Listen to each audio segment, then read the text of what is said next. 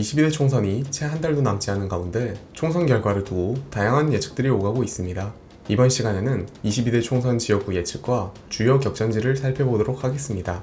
서울의 지역구를 살펴보면 지난 총선보다 1개의 지역구가 줄어든 48개의 지역구가 있습니다. 지난 총선에서는 더불어민주당이 41석을, 미래통합당이 8석을 가져갔습니다. 이번 총선에서 서울 지역 격전지로는 광진구 을, 중구 성동구 갑이 꼽힙니다. 우선 광진구 을은 더불어민주당에서는 현역인 고민정 의원을, 국민의힘에서는 오신환 전 의원을 각각 공천하였습니다.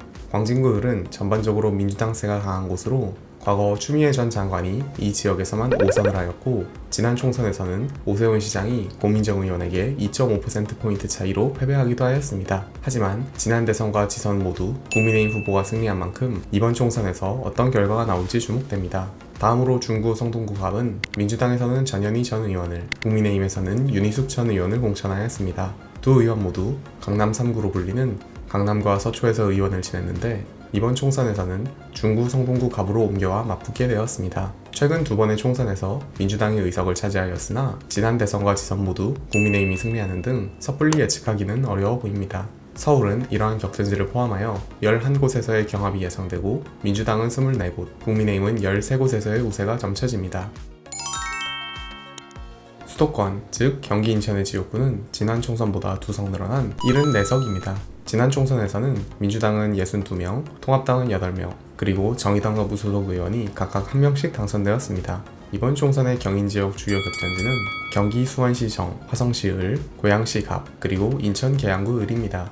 경인지역 첫 번째 격전지는 수원시 정입니다. 민주당에서는 현역 3선 의원인 박광원 의원을 제치고 김준혁 교수가 공천되었고, 국민의힘에서는 영입인재 1호인 이수정 교수가 공천되었습니다. 수원시는 갑을 병정무 모든 선거구에서 민주당 의원이 현역인 곳으로 전통적으로 민주당세가 매우 강한 곳입니다. 하지만 지난 대선에서는 수원시정에서 국민의힘 윤석열 후보가 나름대로 괜찮은 성적을 거두었기에 접전이 예상됩니다.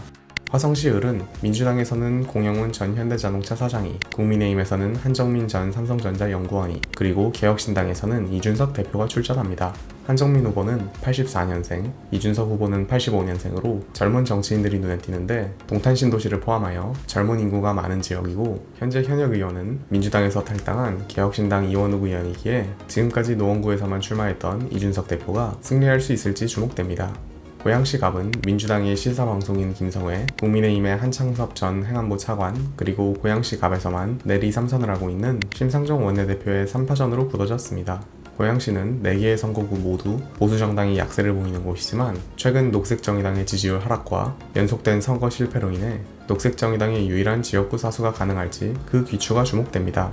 인천광역시의 계양구 을은 민주당의 이재명 대표와 이재명 대표를 저격하기 위해 온 국민의힘 원희룡 전 장관이 맞붙으면서 가장 뜨거운 선거구로 일찌감치 주목받고 있습니다. 하지만 계양구 을은 송영길 대표가 5선을 하는 등 인천 최고의 민주당 텃밭으로 알려져 있기에 높은 주목도에 비해 원희룡 후보의 당선은 요원해 보입니다. 경인 지역은 이러한 격전지를 포함하여 17곳에서의 경합이 예상되고, 민주당이 37곳, 국민의힘이 16곳, 그리고 개혁신당과 새로운미래에서 각각 3곳과 1곳이 우세 지역으로 보입니다.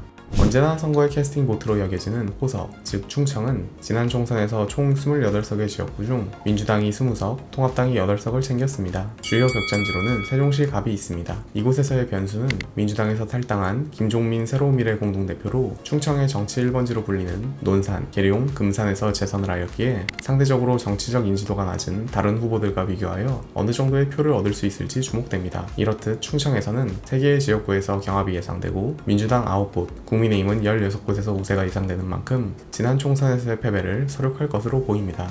28개의 지역구가 걸린 호남은 지난 총선과 변동은 거의 없습니다. 호남은 민주당이 27석, 무소속으로 1석을 챙겨간 전통적인 민주당의 텃밭으로 비교적 주목도가 떨어지지만, 민주당에서 탈당한 이낙연 대표가 광주 광산구 을에 출마하면서 민영배 의원과 격돌하게 되었습니다. 하지만 새로운 미래의 지지율이 생각보다 지지부진하기에 이낙연 대표의 승리는 불확실해 보입니다. 이낙연 대표가 출마하는 광산구 을을 제외하고는 27곳의 지역구에서 민주당의 우세가 거의 확실시되고 있습니다.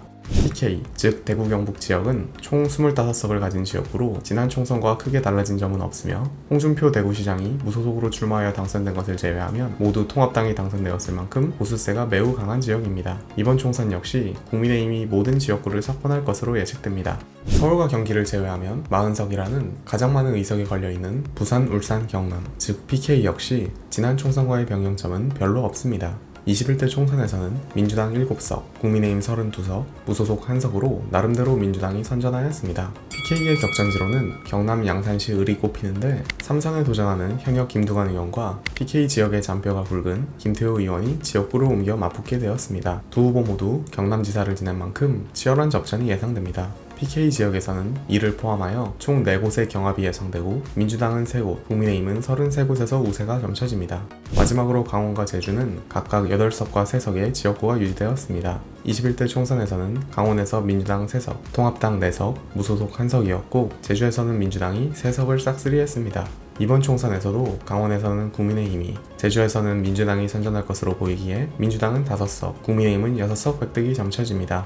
정리하자면 254석의 지역구 중 경합 지역구는 37석, 민주당이 우세할 것으로 전망되는 지역구는 105석, 국민의힘이 우세할 것으로 보이는 지역구는 108석, 개혁신당과 새로운미래가 각각 3석과 1석의 우세가 예상되고 이에 비례대표 46석에 대한 예측을 추가하여 22대 총선 결과를 예측해본다면 민주당은 131석에서 146석을, 국민의힘은 137석에서 152석을, 그 외 정당에서 15석에서 18석 정도를 획득할 것으로 보입니다. 아직 총선까지는 꽤 많은 기간이 남았기에 어떠한 변수가 생길지 모릅니다. 다만 4년에 한 번 돌아오는 국회의원 선거인 만큼 많은 관심과 투표 부탁드립니다. 영상이 유익했다면 구독과 좋아요 부탁드립니다. 감사합니다.